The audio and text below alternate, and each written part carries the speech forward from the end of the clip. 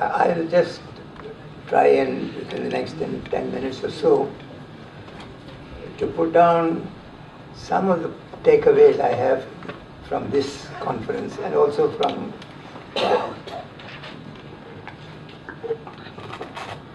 whatever academic work that I have done in this area. First is the importance of realizing, as an axiom of all further future policy and programs, is that water is a very finite resource and that I hit pretty much the limits of the finiteness. Therefore, the present preoccupation with augmenting of supplies, with more mega projects, more and more dams, more and more encouragement, deeper wells and so forth, is completely misplaced. That the priorities have to shift to making more prudent, more efficient use of water, and ways in which you cut down the demand for fresh water essentially by recycling and reuse. The third takeaway from this conference I get is it's very clear that this is a multifaceted problem. That we have heard quite a bit about technology of particular aspects. We do not talk sufficiently about the interdependence of different uses and different sources, and what its implications are for the way we plan and implement and manage projects. In reality, both at the technical level and at the policy level and the managerial level, all these functions are fragmented in silos which don't interact at every level of government. Of course, those who are affected directly have no role, no responsibility. Now, this is not to make matters worse, the state agencies have a stranglehold, have the functions of deciding what is to be done, actually doing it, constructing projects and priorities, and actually managing whatever facilities are created, and also ensuring that making the rules of access and use of water, enforcing those rules, and mediating conflicts, and how you will change the rules in the light of various contingencies. Every one of these functions is conflated in the bureaucracy, answerable only to the political executive. And it has created a situation compounded by a perverse policy of pricing water which is cheap on the ground that it is going to poor people or an essential commodity. You created perverse incentives which encourage improvident, excessive use of water and unmitigated pollution and extensive violation of rules. We don't realize how much illegal extraction of water is taking place, both of surface and of groundwater, and how many rivers have been, well, as you put it, have been run dry essentially because of these perversities of government policy and the way they are managed. Now, the other takeaway from this is that we need to have much more active civil society organizations as well as non-official experts of various kinds, expertise of various kinds, both academic and non-academic, to engage with these issues more actively. Now, there is a great problem because there are huge black holes of data. Frankly, I am making a very strong statement, advisedly, and I am willing to defend it. Much of the data which we use in court about total volume of resources, its disposition between different uses, and how it has grown or not grown, most of it is suspect. That is the best that we have, we all use it, but don't take it so seriously, because there is a great deal of work to be done on this. It is not enough to have more data. The data have to be in the public domain. These are very critical issues these affect issues of very critical public order and welfare, it means that there must be transparency. There are huge problems. States in the generic sense, they are extremely cagey about both collecting data and even cagier about releasing whatever data they have. I mean, any of you who have worked on this will know what I'm saying.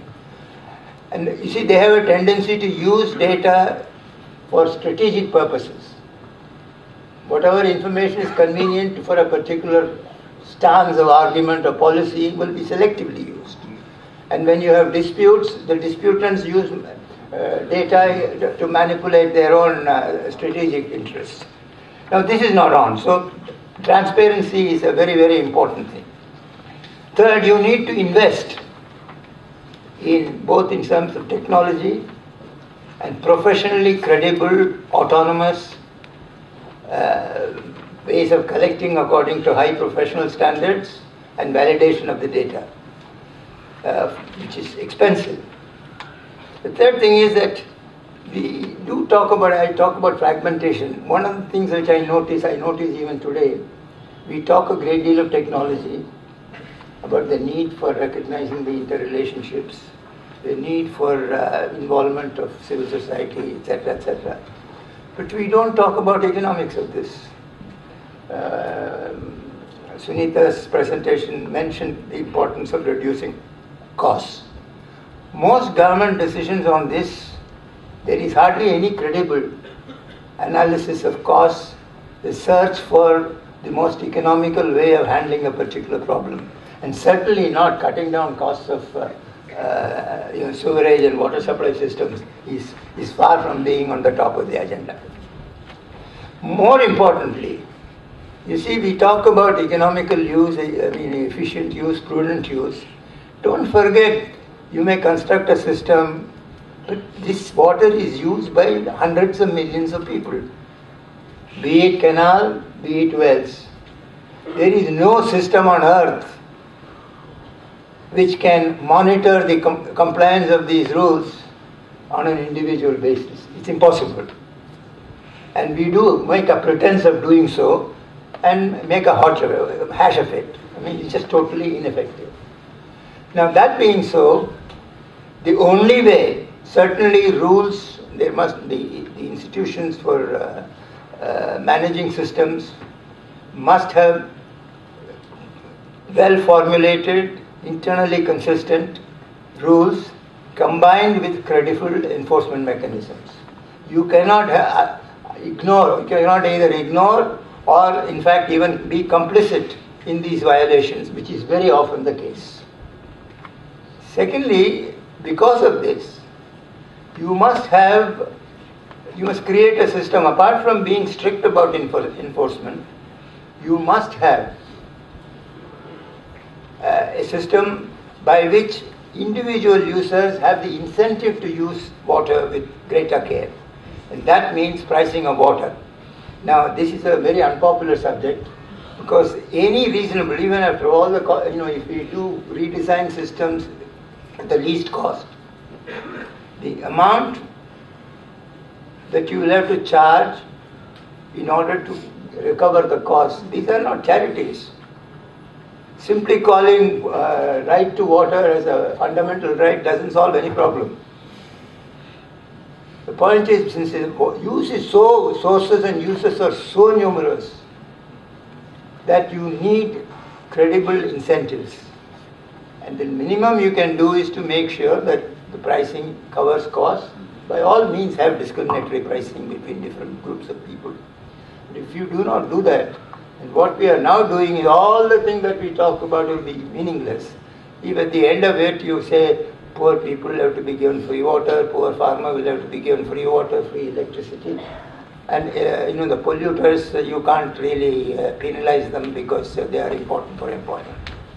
So I think that we do have this is an extraordinarily complex problem, as complex as it is important. So I think that deliberations like this, I hope, will make us understand what is at stake.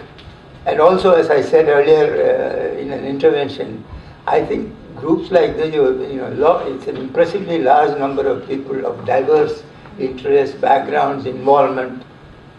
I think it is very important that we mobilize this resource in civil society, both to press for more and better information, make it more public, but more importantly, we make intelligent and discriminating and rigorous, scientifically rigorous analysis of this data to produce valid insights on the basis of which the government can act, but much more importantly, we can create political pressures. Thank you very much.